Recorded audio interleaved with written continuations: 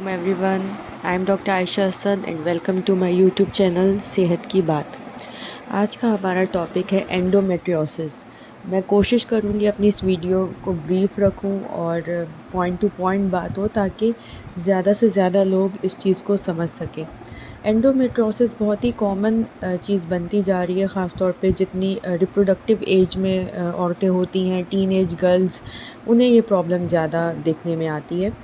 इसमें बेसिकली जो है प्रॉब्लम क्या होती है कि सबसे पहले हम लोग बात कर लेते हैं बेसिक एनाटमी की। आप सब जानते हैं कि जब भी मैं अपनी वीडियो में कोई चीज़ समझाती हूँ तो प्रॉपर मैं बेसिक से ही स्टार्ट करती हूँ ताकि आप लोगों को उस मसले को सही से समझाया जा सके कि मैं कहना क्या चाह रही हूँ। देखिए, हमारा जो यूटेरस होता है जिसे बच्चादानी कहते हैं, उसकी 3 लेयर्स होती हैं: एंडोमेट्रियम, मायोमेट्रियम एंड पेरीमेट्रियम।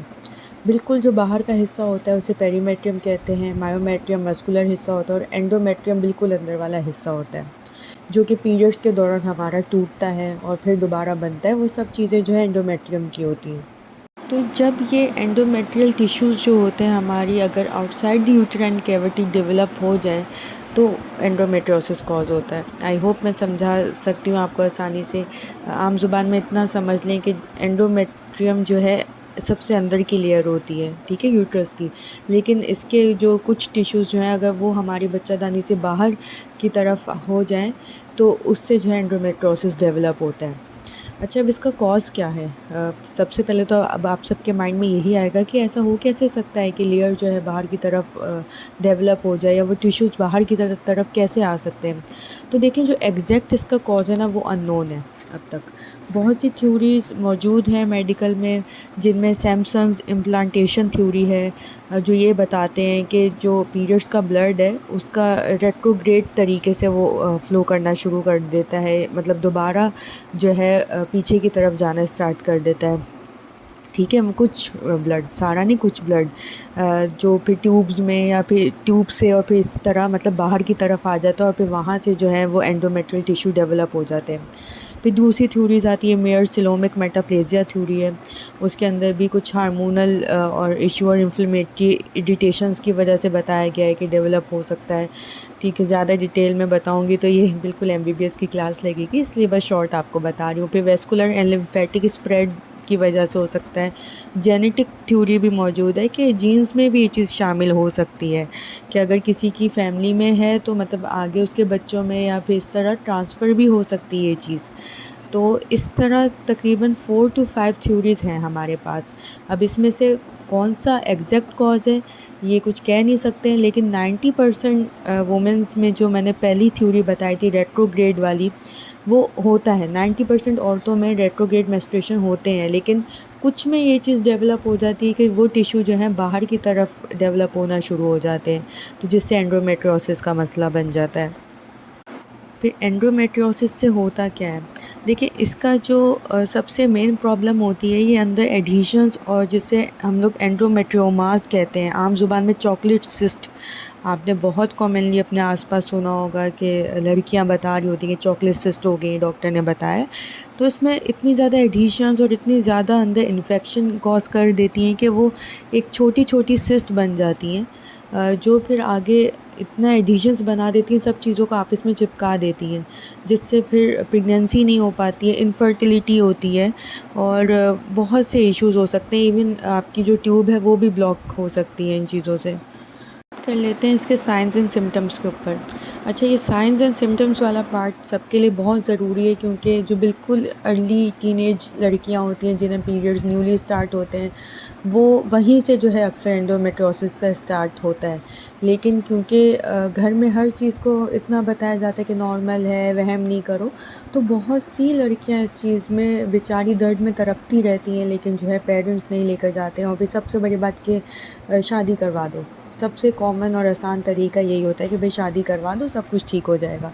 और जब बाद में प्रेगनेंसी नहीं हो पा रही होती है, मुख्तलिफ़ मसाइल शादीशुदा ज़िंदगी के बाद शुरू होते हैं, चेकअप होता है तो पता चलता है कि बच्ची को इस बीमारी का सामना था। तो इसलिए ये चीज़ ज़रूर सुनिएगा। इसके अंदर पीरियड्स के दौरान शदीद किस्म का पेन होता है, ठीक है, बहुत ही सीवियर पेन होता है पीरियड्स के दौरान, साथ में बैक पेन होता है। अच्छा देखिए, पेन तो सबको ही होता है पीरियड्स में, लेकिन सीवियर पेन से मुराद वो होती है कि आप अपने डेली काम नहीं कर पा रहे, आपकी लाइफ जो है डेली के वर्क हैं वो मुतासिर हो रहे हैं आपके पीरियड्स की वजह से, जो कि नहीं होने चाहिए, ठीक है। तो उसे हम लोग सीवियर पेन की कैटेगरी में लेते हैं कि आप बिल्कुल मतलब पेन किलर खाने पड़ रहे हैं, इंजेक्शंस लगवाने पड़ रहे हैं, तब जाके आप स्टेबल हो रहे हैं। उसके साथ जो है इसके अंदर रेक्टम में पेन हो सकता है। ये क्लासिकल इसका एक सिम्टम होता है कि ड्यूरिंग पासिंग द स्टूल, मतलब जब आप डेफिकेशन कर रहे हैं, अपना स्टूल पास कर रहे हैं, उस दौरान पेन हो सकता है।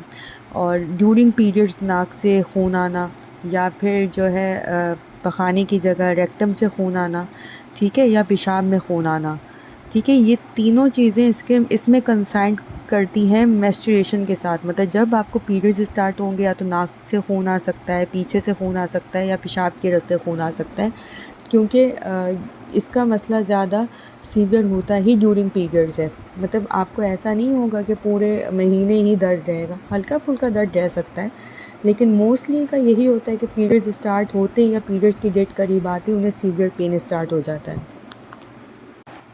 अब बात कर लेते हैं कि इसके डायग्नोसिस यही है कि आप जब डॉक्टर आपसे हिस्ट्री ले तो प्रॉपर आप अपनी हर चीज़ को डॉक्टर को बताएं, क्योंकि हिस्ट्री के ऊपर ही हमारा, जैसे मैं हमेशा हर वीडियो में कहती हूँ, 80% डायग्नोसिस हमारा हिस्ट्री पर ही बन जाता है, ठीक है। उसके बाद जो है डॉक्टर, अगर आप मैरिड हैं तो हो सकता है आपको विजाइनली चेक करें, और अगर अनमैरिड लड़कियां हैं तो फिर उनके लिए तो अल्ट्रासाउंड ही बेस्ट ऑप्शन रह जाता है। लेकिन जो मैरिड हैं उनमें बेस्ट ऑप्शन इज़ TBS, जो अंदर से अल्ट्रासाउंड करवाया जाता है। अनमैरिड में तो पॉसिबल नहीं है, लेकिन जो मैरिड हैं उनके अंदर TBS करवा लें तो वो सबसे बेस्ट है। अच्छा, अब इसका ट्रीटमेंट क्या है? देखिए, ट्रीटमेंट गोल इसका ये होता है कि हमें पीरियड्स को रोकना पड़ता है कुछ अरसे के लिए, ठीक है, क्योंकि पीरियड्स नहीं होंगे पेशेंट उस पेन से बच जाएगा, ठीक है। तो अब डिफरेंट कैटेगरीज़ होती हैं, एंडोमेट्रोसिस की डिफरेंट स्टेजेस होते हैं। अब आपका एंडोमेट्रोसिस उस वक्त किस स्टेज पे है, डॉक्टर उसके अकॉर्डिंग ट्रीटमेंट करेगा। मोस्टली जो है पहले पेन किलर्स दिए जाते हैं, देखा जाता है कि पेन किलर्स के ऊपर किस तरह बच्ची जो है, या कोई भी गर्ल है, वुमेन है, वो किस तरह मतलब टॉलरेट कर रही है पेन को। अगर सही चल रहा है तो इट्स फाइन, अगर नहीं उससे फ़र्क पड़ रहा है तो फिर कॉन्ट्रासेप्टिव पिल्स एडवाइस की जाती हैं, उससे भी बहुत फ़ायदा पहुंचता है, क्योंकि ओवुलेशन को भी रोक देती हैं कॉन्ट्रासेप्टिव पिल्स, तो उससे भी फ़र्क आ जाता है काफ़ी, ठीक है। और बाकी जो है प्रोजेस्टेरॉन दे सकते हैं उनको, जिनके अंदर कॉन्ट्रासेप्टिव पिल्स हमें देना मना होती हैं, क्योंकि केस टू केस डिपेंड करता है, तो उन्हें प्रोजेस्टेरॉन दे सकते हैं। फिर कुछ डॉक्टर्स जो है इंजेक्शन लगवाते हैं, ऐसा इंजेक्शन लगाते हैं कि 3 महीने बाद एक इंजेक्शन लगता है, या 1 महीने बाद लगता है, जिसे वक्फे का इंजेक्शन भी कहते हैं, और उससे पीरियड्स को रोक दिया जाता है कुछ महीने के लिए। तो उसमें ये होता है कि ओवरीज़ का एक तो सेपरेशन हो जाए और फिर पीरियड्स रुक जाएँ, तो ये 3 से 6 महीने में जो है ना पेशेंट स्टेबल हो जाता है, ठीक है। और उसके बाद जो है हम लोग बाद में देखते हैं कि जब प्रॉपर पेशेंट जो है अपने पीरियड्स पर आता है तो फिर किस तरीके से सब चीज़ें चलती हैं। अच्छा, कुछ नहीं बल्कि मोस्टली डॉक्टर्स इसकी डायग्नोसिस में लेप्रोस्कोपी भी करते हैं। अब लेप्रोस्कोपी जो है एक सर्जिकल प्रोसीजर में आ जाता है। बेसिकली तो ये डायग्नोसिस के लिए ही किया जाता है, मतलब एक कैमरा डाला जाता है, उससे देखा जाता है कि कहाँ का एडिशंस बनी हुई है और चॉकलेट सिस्ट के साइज़ क्या है, मतलब पूरे आपकी जो मॉनिटरिंग है वो लेप्रोस्कोपी से की जाती है। अब ड्यूरिंग लेप्रोस्कोपी एक फ़ायदा होता है कि अगर एडिशंस हैं तो डॉक्टर कोशिश करते हैं कि एडिनोलाइसिस भी जो है उसके साथ कर दें, ताकि पेशेंट को फ़ायदा पहुंच जाए। जैसे अगर काफ़ी टाइम से जो बेऔलादी का शिकार है एंडोमेट्रोसिस की वजह से, उनकी ट्यूब्स ब्लॉक हो गई हैं, या कहीं और उनकी एडिशंस बन गई हैं, या बच्चादानी का मुंह सुकर गया एडिशन की वजह से, इन्फेक्शन की वजह से, तो लेप्रोस्कोपी में देख लिया जाता है उस कॉज को और ट्रीट करने की कोशिश की जाती है। तो ये डायग्नोस्टिक टेस्ट भी है कि पहचान हो रही है डिज़ीज़ की, और इसे हम लोग ट्रीटमेंट में भी ऐड कर सकते हैं, सर्जिकल ट्रीटमेंट में भी। कि जो ये सिस्ट मैंने आपको बताई थी, जो चॉकलेट सिस्ट ओवरीज़ में बन जाती हैं, उसका लेप्रोस्कोपी के ज़रिए ड्रेनेज भी हो सकता है, ठीक है, और लेप्रोस्कोपी के ज़रिए सिस्टेक्टमी भी हो सकती है। सिर्फ सिस्ट को निकाल देते हैं या फिर ड्रेन कर देते हैं, जो उस केस के अकॉर्डिंग बेहतर होता है, डॉक्टर उसे ही फॉलो करते हैं। बाकी वो केसेस जिनके अंदर फैमिली कंप्लीट है पेशेंट की, और मज़ीद बच्चों की ख्वाहिश नहीं है तो फिर हिस्टेक्टोमी भी और साथ में जो है ओवरीज़ भी निकाल देते हैं अगर एज अकॉर्डिंग टू डेट है और पेशेंट जो है आगे मज़ीद जो है कंसीव नहीं करना चाहती। ये वाली जो चीज़ें ना पेशेंट की विश पे डिपेंड करती है और किसी भी दवाई या इंजेक्शन से पेशेंट का पेन कम नहीं हो रहा है तो फिर लास्ट ऑप्शन यही बचता है। ठीक है, अगर फ़र्ज़ करें पेशेंट की एज ज़्यादा नहीं है और सब तरीके आज़मा लिए लेकिन पेन फिर भी नहीं जा रहा है, तो फिर भी ऑप्शन उसके पास यही होता है कि अगर पेशेंट की फैमिली कंप्लीट हो गई है लेकिन एज अगर 35 भी है तो हिस्टेक्टोमी जो है कर दी जाती है। कम एज है तब भी पेशेंट की विश के अकॉर्डिंग अगर पेशेंट इस चीज़ पे एग्री हो तो हिस्टेक्टोमी कर देते हैं, लेकिन उसके बाद फिर पेशेंट को हार्मोनल रिप्लेसमेंट थेरेपीज़ पे कुछ डॉक्टर्स डालते हैं 6 मंथ्स के लिए, ताकि जो बॉडी में एस्ट्रोजन है जो जिसकी नीड होती है यंग एज में हमें, तो उस चीज़ को जो है ना ठीक रखा जा सके। तो जैसा कि मैंने पहले भी बताया था कि एंडोमेट्रोसिस के डिफरेंट स्टेजेस हैं और फिर हर पेशेंट की हिस्ट्री अलग है। हर पेशेंट कोई जो है अनमैरिड है तो उसमें तो ऑब्वियसली डॉक्टर कोई भी हिस्टेक्टोमी या ओवरीज रिमूव करने का चांस नहीं लेगा ना, पहले उसे मेडिसिन से ट्रीट करेंगे। और कुछ पेशेंट जिनकी फैमिली कंप्लीट है या वो 40+ तक चली गई हैं तो हमारे लिए फिर उनमें फ़ैसला करना आसान हो जाता है। मुझे उम्मीद है कि मेरी इस वीडियो से सब औरतों को फ़ायदा होगा और वो इस चीज़ को समझी होंगी। अगर आप मज़ीद कुछ पूछना चाह रहे हैं तो इस वीडियो के कमेंट्स में पूछ सकते हैं, और अगर आप किसी भी टॉपिक पे वीडियो चाह रहे हैं कि मैं बनाऊं तो वो भी आप कमेंट्स में मुझे बता सकते हैं। मैं ज़रूर आपके सजेशंस को हमेशा ही बल्कि मैं कंसिडर करती हूँ। ठीक है, तो आज के लिए बस इतना ही था। Thanks for watching. अल्लाह हाफिज़।